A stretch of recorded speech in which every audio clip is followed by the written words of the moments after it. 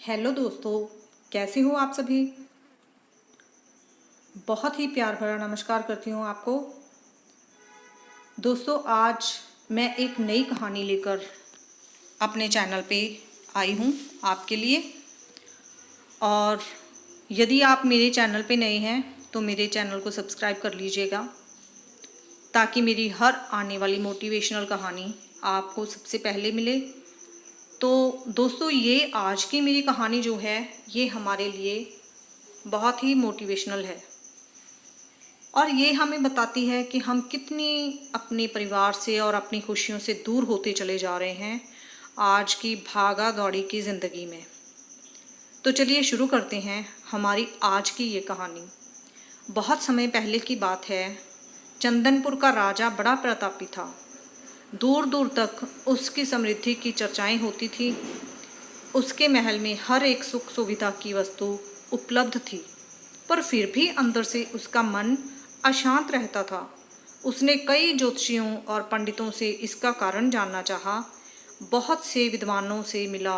किसी ने कोई अंगूठी पहनाई तो किसी ने यज्ञ करवाई, पर फिर भी राजा का दुख दूर नहीं हुआ। उसे शांति नहीं मिली। एक दिन भेष बदलकर राजा अपने राज्य की सैर पर निकला। घूमते घूमते वह एक खेत के निकट से गुजरा। तभी उसकी नज़र एक किसान पर पड़ी। किसान ने फटे पुराने वस्त्र धारण कर रखे थे और वह पेड़ की छांव में बैठकर भोजन कर रहा था। किसान के वस्त्र देख राजा के मन में आया कि वह किसान को कुछ स्वर्ण मुद्राएं दे, ताकि उसके जीवन में कुछ खुशियां आ पाएं। राजा किसान के सन्मुख जाकर बोला, मैं एक राहगीर हूँ। मुझे तुम्हारे खेत पर ये 4 स्वर्ण मुद्राएं गिरी हुई मिली। चूँकि यह खेत तुम्हारा है, इसलिए ये मुद्राएं भी तुम ही रख लो। किसान ने कहा, नाना सेठ जी, ये मुद्राएं मेरी नहीं हैं। इसे आप ही रखें या किसी और को दान कर दें। मुझे इनकी कोई आवश्यकता नहीं है। किसान की यह प्रतिक्रिया राजा को बड़ी अजीब लगी। वह बोला, धन की आवश्यकता किसे नहीं होती। भला आप लक्ष्मी को ना कैसे कर सकते हैं। सेठ जी, मैं रोज़ 4 आने कमा लेता हूँ और उतने में ही मैं प्रसन्न रहता हूँ। किसान बोला, क्या आप सिर्फ 4 आने की कमाई करते हैं और उतने में ही प्रसन्न रहते हैं। ये कैसे संभव है। राजा ने आश्चर्य से पूछा।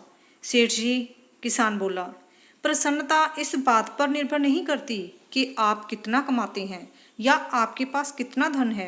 प्रसन्नता उस धन के प्रयोग पर निर्भर करती है जो तुम इन 4 आने का क्या क्या कर लेते हो। राजा ने उपहास के लहजे में प्रश्न किया।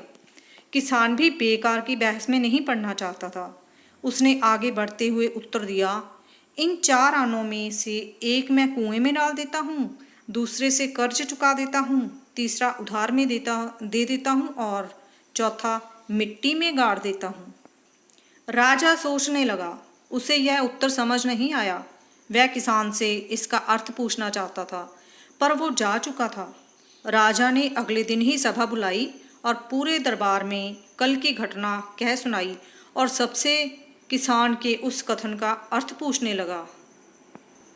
दरबारियों ने अपने अपने तर्क पेश किए, पर कोई भी राजा को संतुष्ट नहीं कर पाया। अंत में किसान को ही दरबार में बुलाने का निर्णय लिया गया।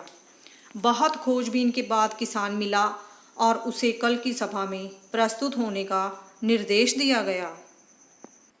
राजा ने किसान को उस दिन अपने भेष बदलकर भ्रमण करने के बारे में बताया और सम्मानपूर्वक दरबार में बैठाया।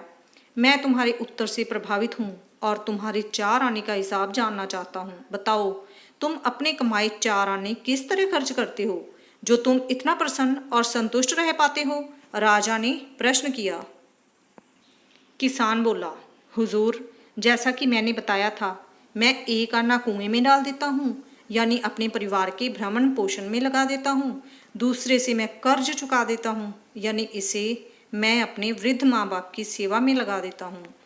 तीसरा मैं उधार दे देता हूँ, यानी अपने बच्चों की शिक्षा दीक्षा में लगा देता हूँ। और चौथा मैं मिट्टी में गाड़ देता हूँ, यानी मैं 1 पैसे की बचत कर देता हूँ, ताकि समय आने पर मुझे किसी से मांगना ना पड़े और मैं इसे धार्मिक, सामाजिक या अन्य आवश्यक कार्यों में लगा सकूं। राजा को अब किसान की बात समझ आ चुकी थी। राजा की समस्या का समाधान हो चुका था। वह जान चुका था कि यदि उसे प्रसन्न एवं संतुष्ट रहना है तो उसे भी अपने अर्जित किए धन का सही सही उपयोग करना होगा।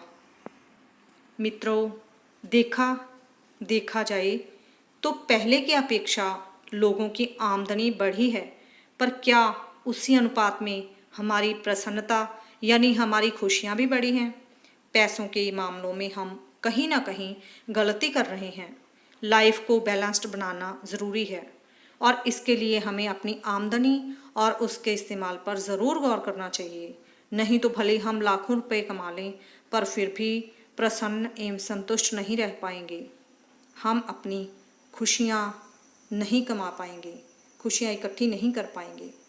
तो दोस्तों, ये थी मेरी आज की कहानी। आपको मेरी ये कहानी कैसी लगी कमेंट बॉक्स में ज़रूर बताइएगा। तो मैं आगे आपके लिए एक और अच्छी सी मोटिवेशनल कहानी लेकर आऊँगी, ताकि आपको पसंद आए और ज़्यादा से ज़्यादा आप इसको लाइक कर सकें। आज्ञा दीजिए मुझे। धन्यवाद।